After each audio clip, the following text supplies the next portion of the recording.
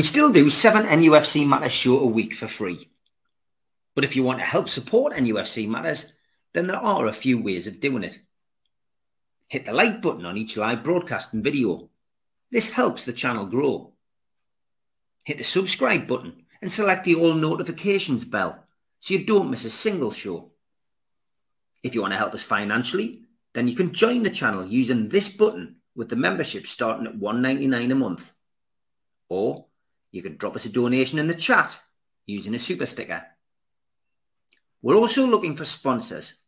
If you'd like your brand advertised on the flyers for the show and featured during the ad break, then email john@nufcmatters.com to arrange today. A big thanks to all our sponsors: Skips and Bins, telephone 0800 25 45 25 3, email inquiries@skipsandbins.com, website skipsandbins.com, easy contract free and pay-as-you-go waste collection. Thanks to Mr. Vicky's Sauces, handmade in Cumbria. Their website, mrvickies.co.uk, telephone 01768 210 102, or email info@mrvickies.co.uk. Thanks to United Group Travel. There are no strangers in our tours, just friends you haven't met yet. Their website, unitedgrouptravel.com, email beverly.ugtl@gmail.com, telephone 01670 632 460, or mobile 0791 666 4174. Thanks to Media Arts for the technical side of things. And you can also find us as a podcast on iTunes, Spotify, or other podcast providers. You can subscribe to the channel by hitting the subscribe button underneath this video. Hit the all notifications bell so you don't miss a show. Hit the thumb up to like the channel and click share to your social media. If you want to join the channel, then click join for as little as $1.99 a month. If you want to become a member for a one-off £25 payment, email john@nufcmatters.com or go to membership at the website nufcmatters.com. If you've got a smartphone, hold your camera over the QR code and it'll take you straight there. We also help the food bank on this channel. Go to nufcfansfoodbank.co.uk to the matchday bucket and you can leave a virtual donation today.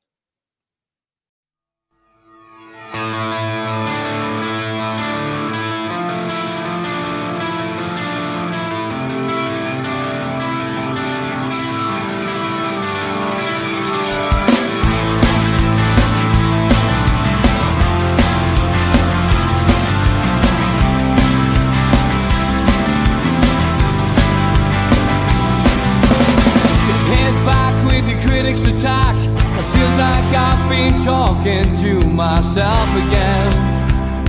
But it's the only way you're ever gonna learn. You look back and it's all in the past. I'm dwelling on the thoughts I cannot say to you. If I don't say the words, then maybe it's not true. And it feels alright when they come and say to you,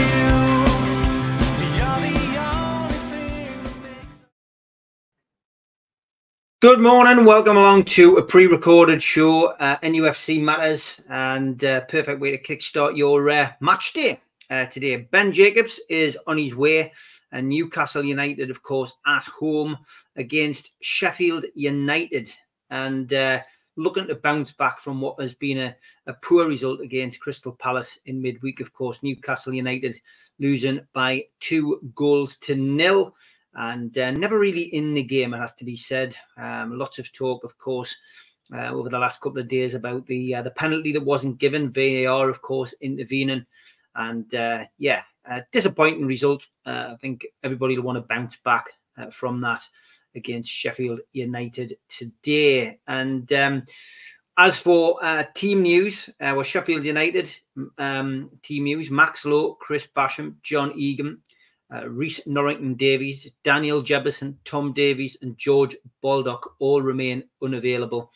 Chris Wilder's side lost 4-2 at Old Trafford in the Premier League on Wednesday night. They had led, though. They had led by 1-0 and 2-1.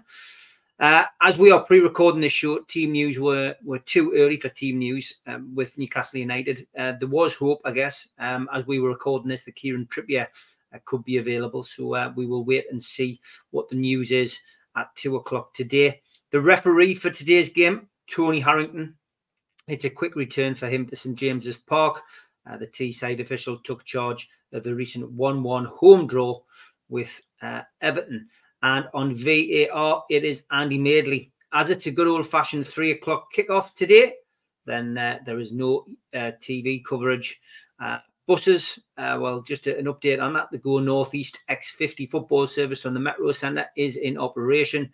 And if you are driving to St James's Park, please remember, for the next 4 years, the Tyne Bridge is being refurbished and it is now underway. One lane in each direction remains closed at all times until further notice, which of course leads to inevitable congestion and delays. There are also the temporary road closures around St James's Park, and they will be in place an hour before kick-off until 30 minutes after the final whistle. Don't forget the food bank. The usual stall and bucket shakers will be on Strawberry Place, and Newcastle United director Jamie Rubin will once again be doubling all cash donations made on match day. Pop up there, you might see Steve Hasty from the Three Amigos as well.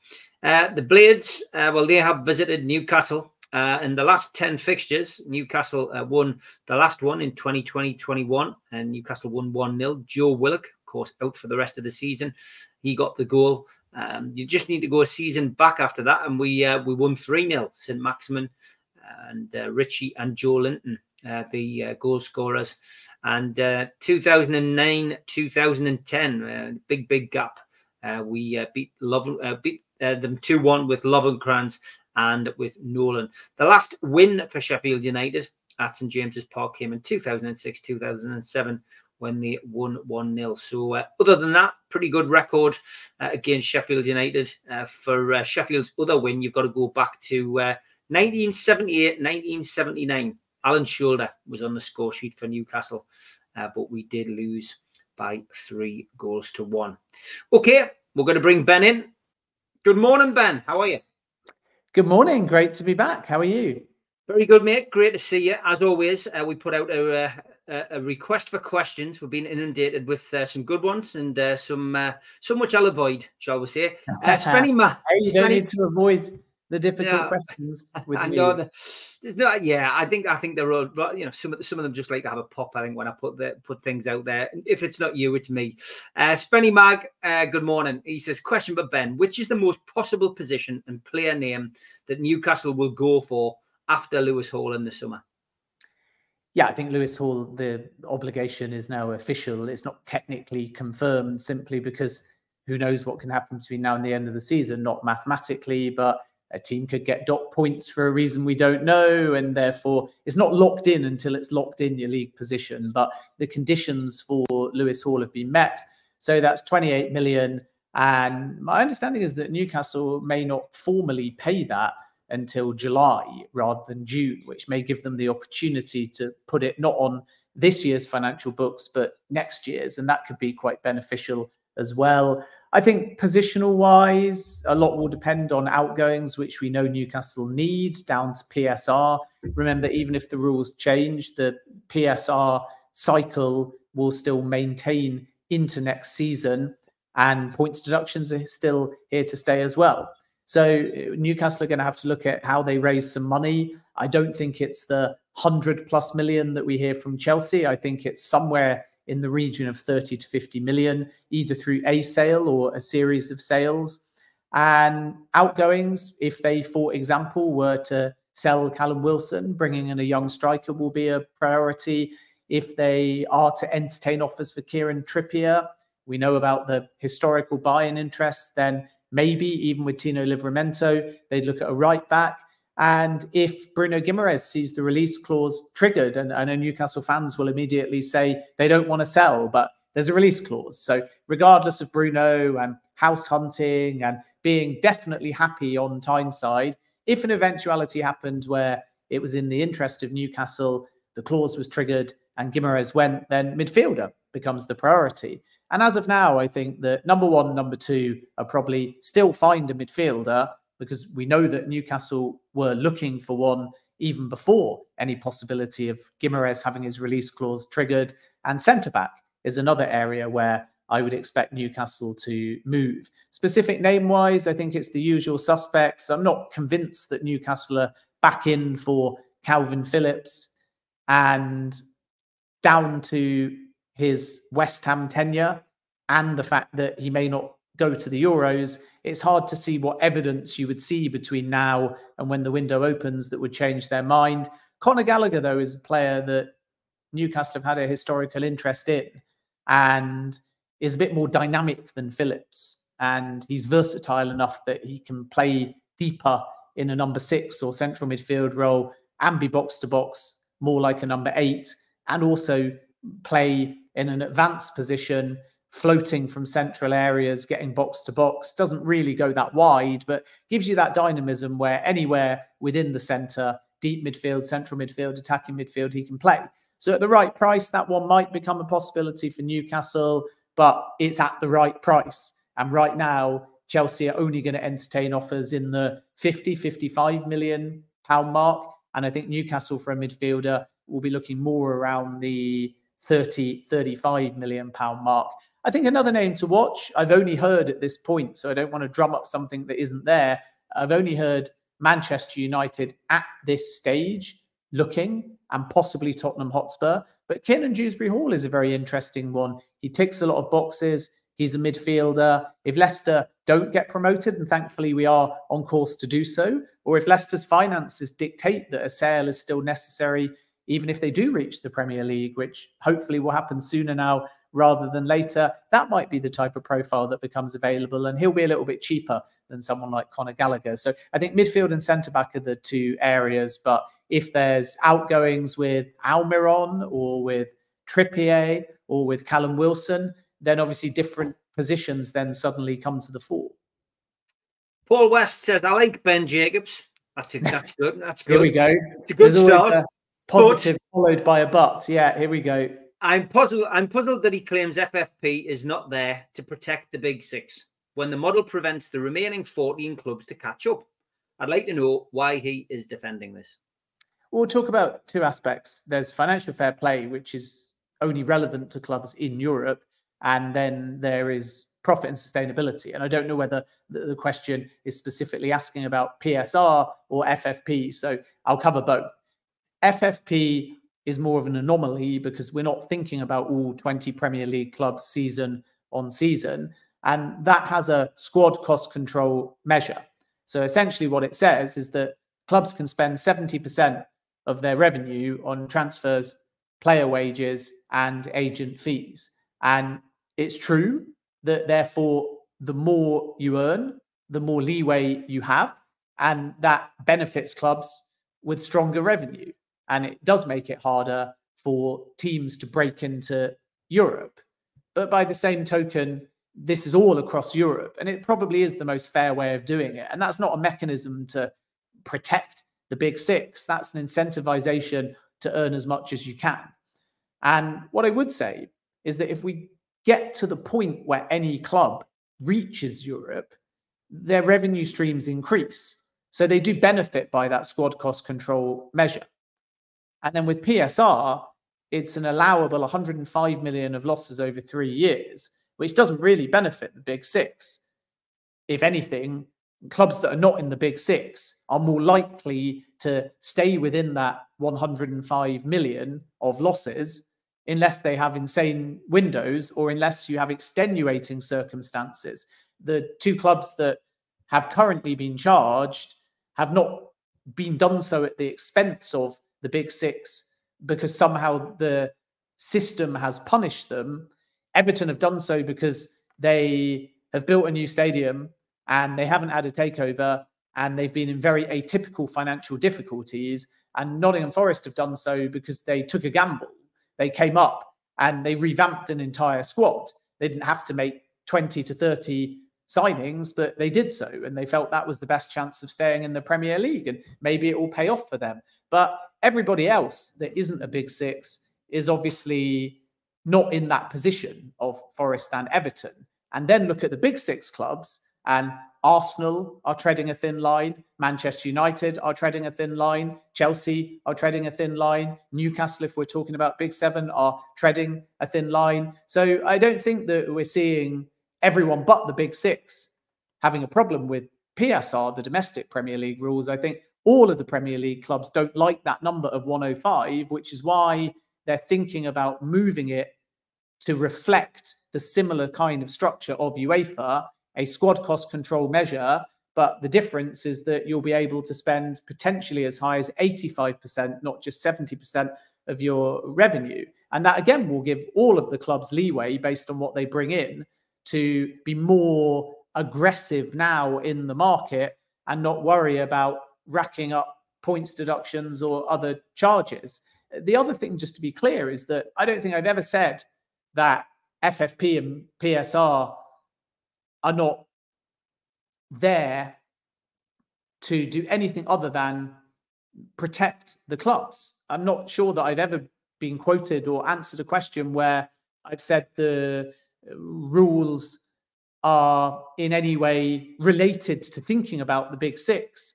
That's not what I've said. What I've said is the rules are there to protect clubs. So whenever your club is in trouble under financial rules, fans tend to say, the rules are designed to trip us up. The rules are there to screw us and benefit somebody else. The rules are there to make it impossible for us to succeed. They're not. Every single financial rule, profit and sustainability or financial fair play, are there to protect every club from financial doomsday. So, of course, every fan would love PIF just to be able to spend millions and millions, and everybody knows that they've got millions and millions. But if they specifically do that on Newcastle's books, then financial ruin can ensue over time. PIF could leave the club and Newcastle could be in a position where they can never recover. And look now in hindsight at last season Champions League and now, where Newcastle are not going to get Champions League. What if there were no rules and Newcastle just spent billions and billions and billions? On the one hand, fans may argue, well, we'd have got 3 more players and we would be in the Champions League and we'd be all the better for it and we'd be more sustainable. But others can argue they would be entering into the lottery of football on the field. And if they were where they are now, then maybe the end result would be they'd have spent, not got Champions League, and suddenly have to sell even more players and other assets and think about reducing the wage bill. So the point I always make is not in relation to the Big Six. The point I make is that these rules are there to protect the clubs. And the thing people always forget is that the clubs, by a 2/3 majority, not 6, and not in any way skewed towards the Big Six, the clubs 14 or more, and often unanimously, vote for these rules. So if the non-Big Six clubs felt that this was about the Big Six, or if they felt that this was unfair, or if they didn't like the rules, then at the point the rules were approved, minus the 6, you've got the rest of the Premier League clubs that could have all ganged up, could have all voted, and these rules, the domestic ones in the Premier League, would never be in place. So FFP is only relevant to the clubs competing in UEFA club competitions. And if you get to a UEFA club competition, your revenue increases. And then the squad cost control measures, I think, are relatively fair. And then you still have to marry that with being in keeping with the domestic rules. And the domestic rules are difficult for clubs that are spending lots of money to navigate. Forest spent loads of money. Everton spent a bunch of money on their new stadium. And even though they think the interest payments for money borrowed are deductible, the Premier League argue otherwise, which is why they're in financial hot water. Chelsea have brought a lot of big money signings. Arsenal have bought a lot of big money signings. Manchester United have bought a lot of big money signings. They're all treading a thin line. It doesn't strike me that that is particularly pro-Big Six, the rules as they are now. I think this is just a case that the rules are supposed to be there to protect the clubs, but they've not evolved maybe at the same pace as an inflated market, which is why they're being debated and which is why they might be changed. But it's never really struck me that these rules are geared towards Big Six having the prevailing dominance and everybody else being put on the back foot because of them? And if that was the case, why did all the other Premier League clubs vote for them in the first place? I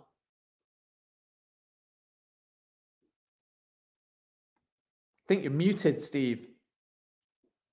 Yeah, I am. Sorry, there was a bit of background noise and I didn't want to disrupt you in full flow. That was a good answer to a good question. We've got another good question. Does Ben know if Newcastle will secure any further commercial sponsorship deals during the summer?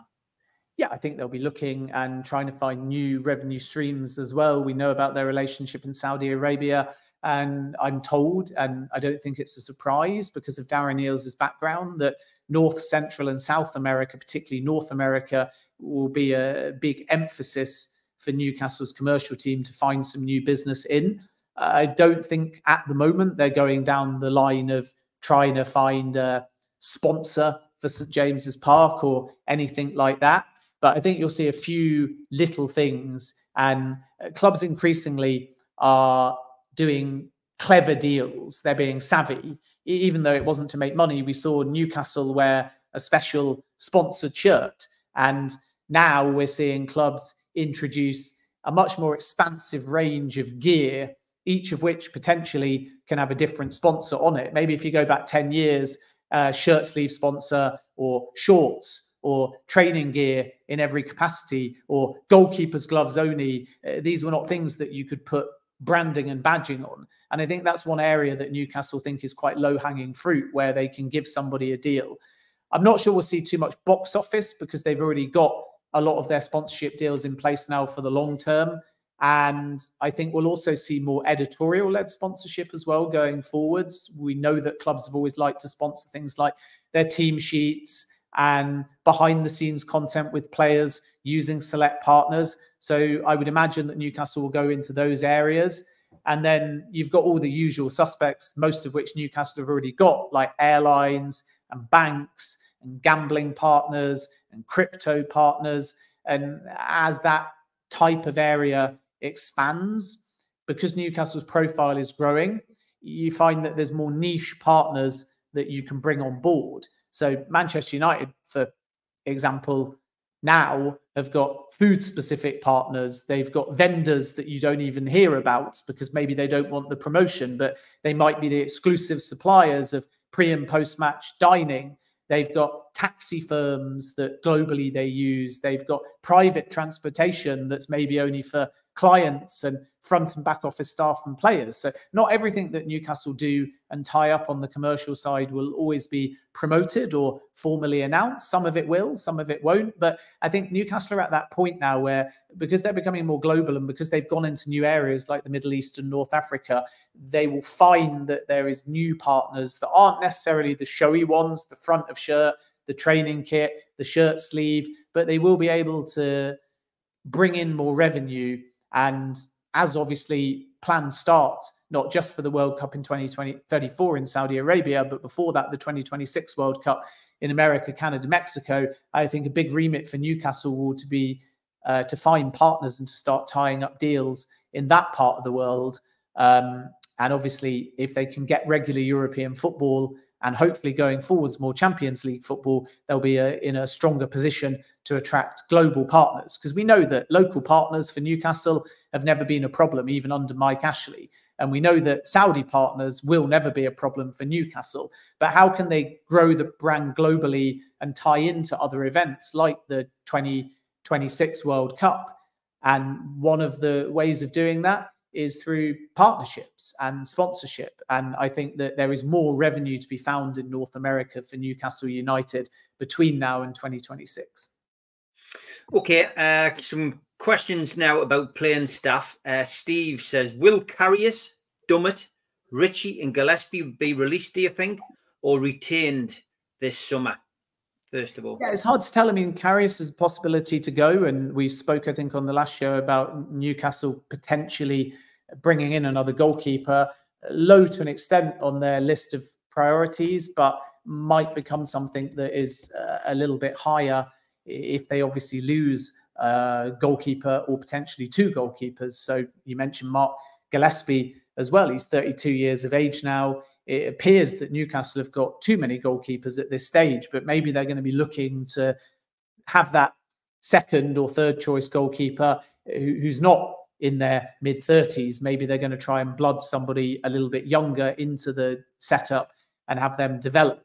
But this again is where multi-club is a lot easier. Look at Chelsea. They signed Gaga Slonina, top talent for the future. They send him out to Eupen, not part of their multi-club, but they've got a strong relationship. And then we might find that Strasbourg is his next destination if he doesn't come back to Chelsea, and that is part of their multi-club model. And then after 2 loans, you're suddenly in your mid-20s almost, and you're in the perfect place to be the number 2 or even challenge for the number 1.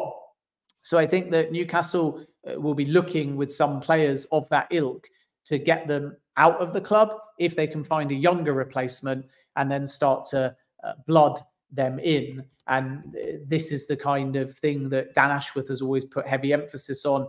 And this is the kind of thing that whoever replaces Dan Ashworth will be thinking about, those long-term pathways and planning.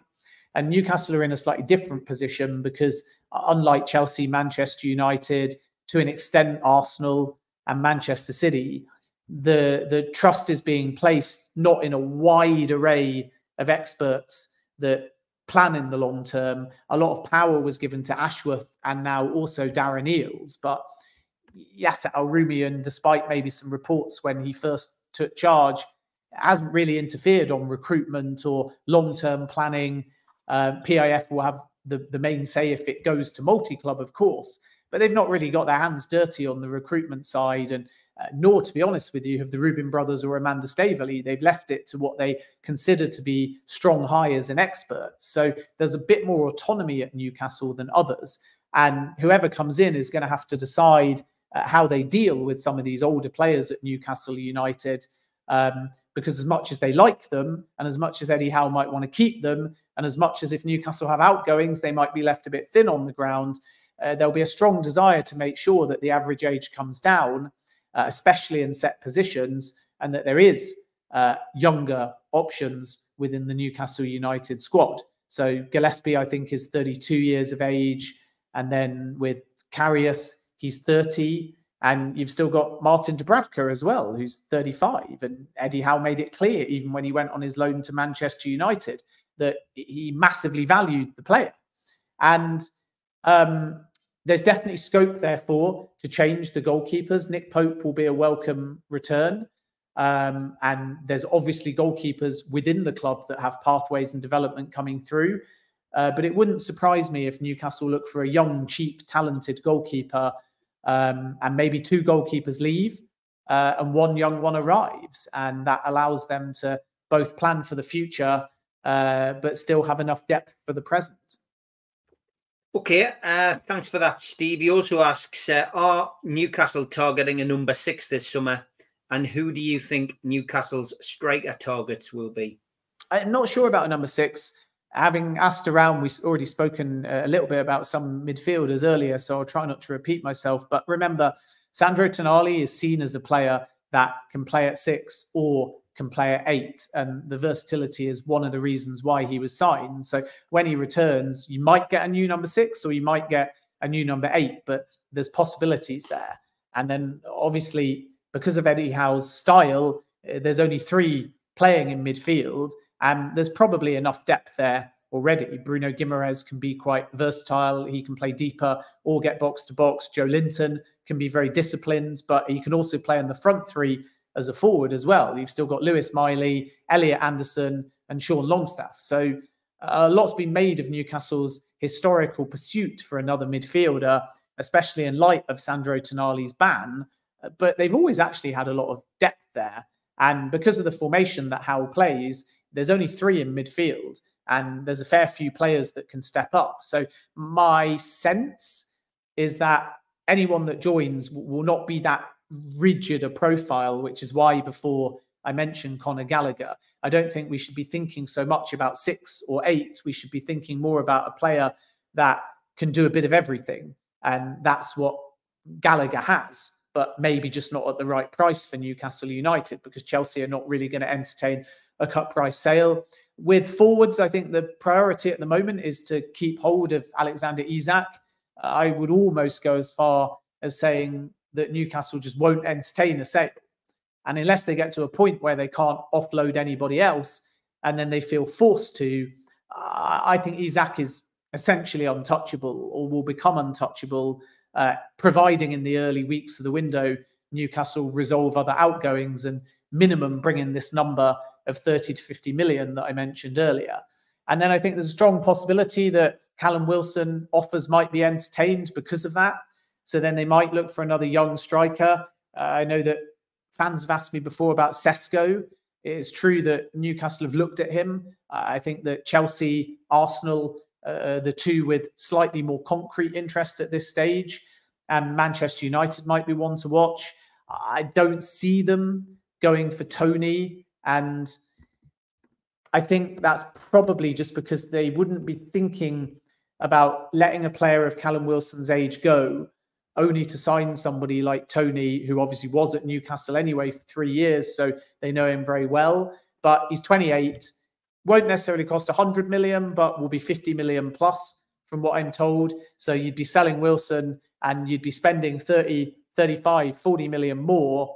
And by the time you get Toney, he's entering into a season where he's 29, and at the same time, the wages would make him so far and above the top earner at Newcastle that it would unsettle, in my opinion, other players. Because I think someone like Guimaraes is on about 150k a week, and I think Toney's looking for 100k a week more than that. And it's never been Newcastle's desire to break their wage structure and go that high. Whereas with Sesko, the wages are a little bit lower. Evan Ferguson also could be a possibility if the price drops, and significantly, but he hasn't had the best season this season. Newcastle have looked at him as well. So if Wilson goes, they'll sign a central striker to compete with Isak.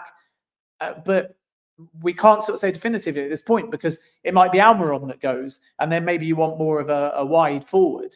The advantage, remember, as well of Anthony Gordon is that he can play wide in the front three or central in the front three. So you can have Isak and Gordon, or if you want to rest Isak, you can play Gordon centrally, and then you can have Barnes and Almiron. So Eddie Howe does have a little bit of versatility and tools at his disposal as is, but I kind of think it will be centre-back, midfielder, one or both as the current priorities, and then everything else will be one in, one out. So if Wilson goes, they'll think about replacing him with a central striker. If Almiron goes, they'll think about a wide creative forward. If Trippier goes, they'll think about another right back. So it will very much be waiting to see which positions go, beyond maybe planning for centre-back, midfielder, and then replacing those positions if they feel that they have the financial means, and if Eddie Howe believes that they need a bit more depth. Question about tactics now. Newcastle, as I mentioned at the top of the programme, lost to Crystal Palace 2-0, hoping to bounce back today against Sheffield United at home. But Mike's question is, was Eddie's cut and paste tactics approach from the Spurs game, he went with an unchanged team, of course, against Palace, a sign of a shortcoming on his part, or just part of his learning curve? He's rightly earned some credit in the bank, but has this game chalked off one of his remaining lives? Interesting question that from Mike, Ben. Yeah, I don't think Eddie Howe has remaining lives. If he does, he's got 9 like a cat, in my opinion, because he's done a great job this season. I know that because of last season, people feel like it's a step back on the field, and it is in terms of league position, but there's mitigating circumstances. I personally would still maintain if Newcastle finish 6th or get any kind of European football, it's still actually ahead of the project. Remember, they were planning for in 3 to 5 years to get Champions League football. And off the back of that season where they were fighting relegation, Newcastle went straight into the Champions League. And that success comes with challenges because you need more depth. Everyone gets paid a bonus, which creates some financial difficulties. So Newcastle at 6th this season are ahead in their project, in my opinion. So to be talking about getting rid of Eddie Howe, I just don't think it's running through the mind of the ownership group at this stage. Maybe 10 games into next season if they make a dreadful start, but that's sadly any manager in cutthroat modern football. I think the thing about Palace that I felt was wrong, but Eddie Howe's a trained manager and I'm not, so I'm always reticent that my opinion is kind of worthless. But Newcastle United, for me, when they go away from home They stick to their own style. They play with pace. They play with width. They play on the counter-attack, and they play a 4-3-3, are really effective. And I didn't see all of the game, but the highlights I've seen, how matched Palace and lined up in a 3-4-2-1. And then what you find is that Burn, who's been a left back, is suddenly a left centre back. And there's a big gap between him and Cher, and a big gap between him and Kraft. And they got exposed and they got dragged out of position. And maybe you give Howe a bit of sympathy because the players have to kind of adapt to that. And then Anderson and Murphy, they're not really pacey, traditional wingers. If anything, you would kind of put Barnes there, but Barnes was further forwards in a more central area, and so was Gordon. And Isaac is kind of leading the line, but comparative to a 4-3-3 is looking around for a little bit of support. Whereas if you look at the Palace lineup in the same way, their two central midfielders, Wharton and Hughes, are very pacey. They're very composed on the ball, and they surge forwards, and they're used to it. And it allows Ayew and Eze ahead of them to make a lot of runs off the ball and go into wide areas. And then I think it was Mitchell and Maynooth came forwards, but even Klein at times. And that drags, again, Newcastle out of position. And it means that Mateta, who scored 2 goals, is always getting service. Whereas Newcastle just didn't create any chances. They had an off day as well, though, it has to be said. So it wasn't just a case of being tactically outclassed. They just had an off day, in my opinion. And I can understand why people make a big song and dance about it, but sometimes footballers just have an off day. But I think if you look and contrast that, I know they were at home, but they were playing a good team. If you look at Spurs, and Newcastle have kind of had Spurs' number of late, it's back to that traditional 4-3-3. It's the same players, I think. I don't think he made a change, or if he did, he didn't make many changes, but they're in a much more defined 4-3-3. So what's the difference? Well, now Burn isn't worried about getting dragged out of position because he's got Cher and Kraft, and he's got potentially Guimaraes and Anderson to track back. Burn's got more inclination to get forwards because he has to, because it's a back four and he's the fullback. Same for Murphy, who can be confident in that position. Longstaff, Guimaraes, Anderson know exactly what they're doing in a midfield 3 because they've done it all season. Gordon starting in a wider position and dragging defenders out of position, so he's creating space and service for Isaac. Barnes is doing the same thing, and it's like autopilot. And, you know, Tottenham didn't match that in a 4-3-3, but they also didn't play a back 3. They played, I think, a 4-2-3-1. So I think Howe just thought he had to match Palace. And I don't know why Newcastle didn't just line up in their usual 4-3-3 and have a go like they always do on the road, because that might have given themselves a better chance of winning the game. But I'm a little bit reticent to read too much into it, because it was a newer formation. It was away from home. It was an off day. And Eddie Howe is a fantastic manager, a trained manager. And I'm a journalist picking holes in retrospect, in hindsight. So that's really easy to do. And I think we have to put some respect on Howe's name and not look at it as Howe using up any of his lives. We have to look at it as Howe continuing to perform miracles, in my opinion, with the budget available to him, with the squad available to him. You know, imagine if Newcastle had been in that relegation season and Howard got them out of it, and everyone says, brilliant. What a job he's done. Newcastle were bottom, and he's got Newcastle out of trouble, even though all the statistics said Newcastle should go down. Imagine if straight after that season, it was this season, and then straight after this season, it was last season. Imagine if that was the order. What would we be saying? We'd be saying they were relegated, they were Europe, they were Champions League, but they've gone nearly relegated to Champions League to competing for Europe. And somehow everyone thinks Howe's doing a bad job. He's not. He had 3 to 5 years to get consistent Champions League football. He got it in year 1 of that plan. He's backed that up probably with some kind of European football, and people want him out, even though everyone's aware of the challenges that he's faced all season. And I just think to even be talking about Eddie Howe departing is nuts, because he's building something at Newcastle United. And if you just stick with Howe, I would expect that Newcastle will build on this season and stand every chance of getting Champions League football again, qualifying Champions League football again under Howe next season. 4 or 5 people, you probably saw it, asking, why they say you, but I guess we can widen the narrative. The story about Bruno going to Arsenal seems to have surfaced. A lot of people saying, why would Bruno drop 4 million on a house? His agent's taken to social media to tell everyone how happy he is. If he's just going to leave, it doesn't make any sense at all. People saying that you and the media are lying about Bruno. What's your take on that? Because I know there's no smoke without fire. I do think if Bruno did leave, and we know that there's a clause which, if it's triggered, can open a conversation. But I do find it strange that the media are pushing Bruno to Arsenal, Bruno to Manchester City, because ultimately, I think if Newcastle do sell him or do sell him, I would imagine it would be abroad. They wouldn't want to sell to a rival. Well, I think they might have to sell. That's number one, regardless of who to. They may decide that it's better to sell one in the end. Should an approach be made and the player say he wants the move, it might be better to sell one. How else do you get the freedom to move in the market and allay any financial concerns? It's Bruno at 100 million. How else do you get 100 million if you're not going to sell Isaac? You've got to sell Trippier, Lascelles maybe.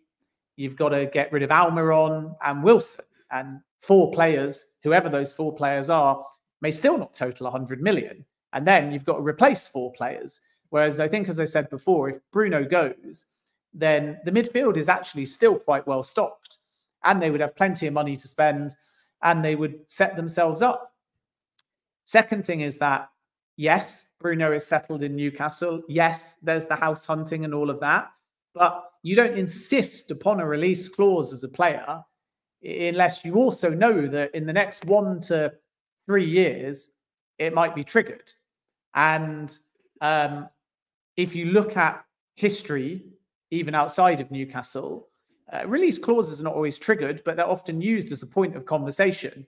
And the very fact that they can be triggered often becomes a starting point for negotiation at a different number or a different structure.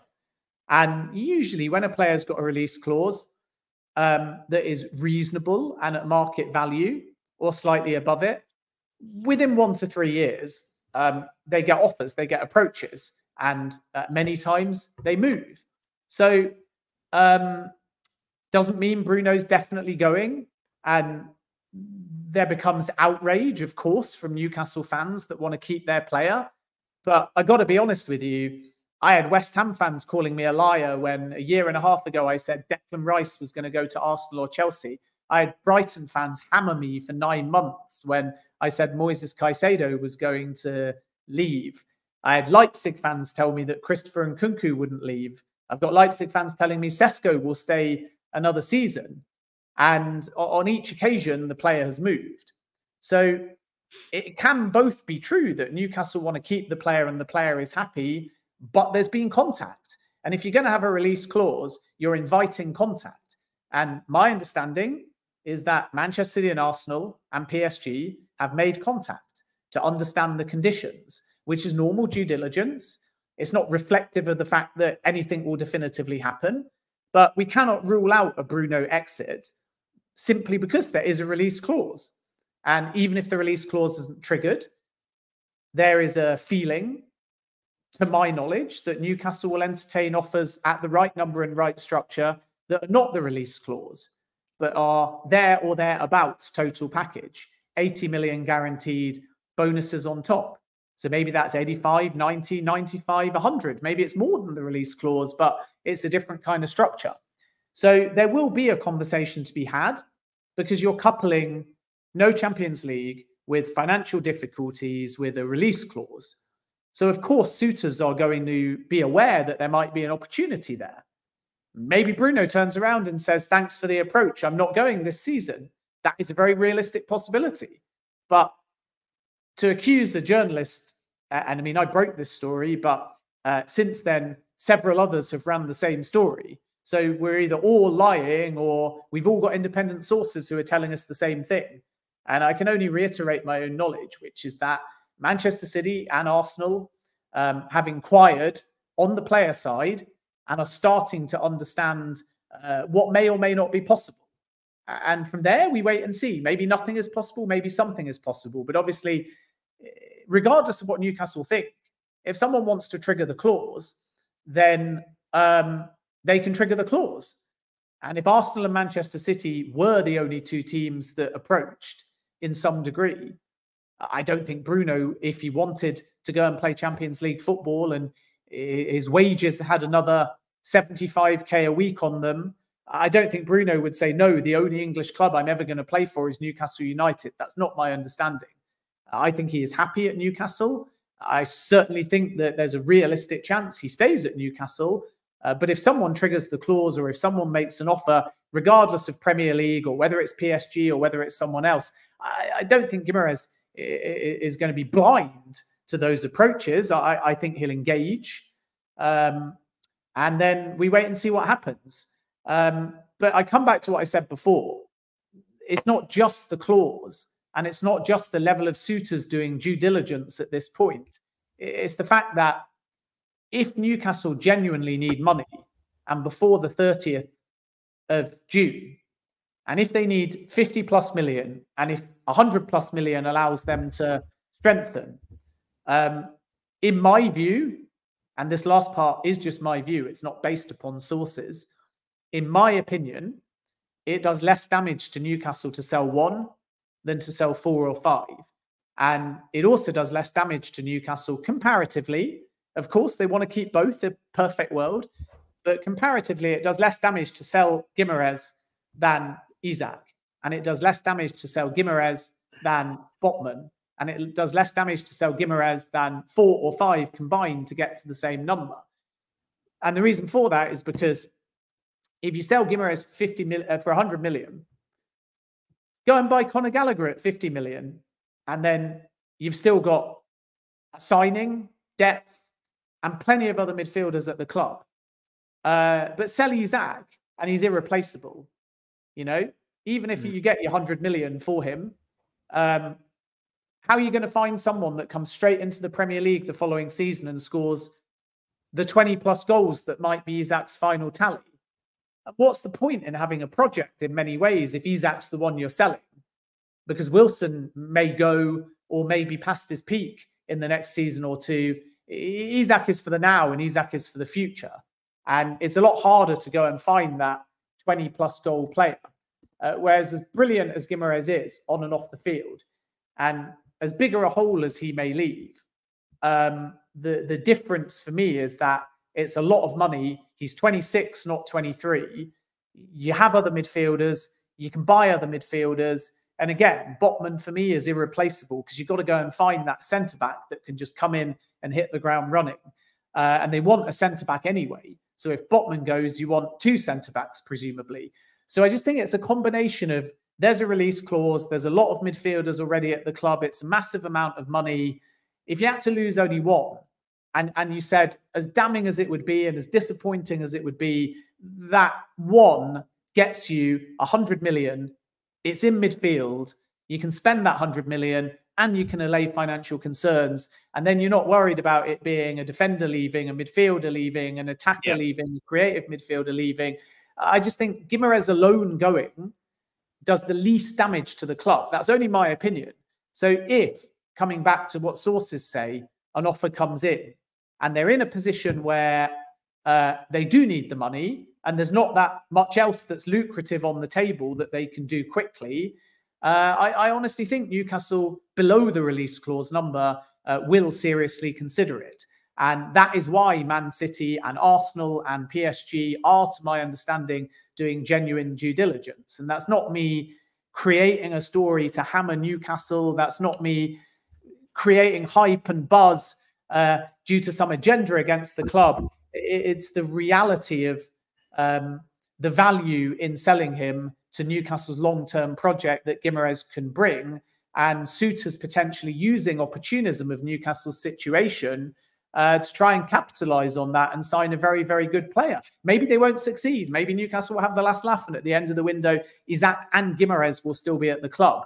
But I would near certainly rule out an Isaac sale, whereas I personally think that it will be 50-50 whether Guimaraes stays or goes, because I think that there's a 75% likelihood that one of these suitors that is doing their due diligence will advance that to some degree over the course of the coming months. All about opinions. That's what Ben brings to the table. Ben, thanks very much for your time, mate. Look forward to having you on again soon. Take care, mate. Always a pleasure. All the best.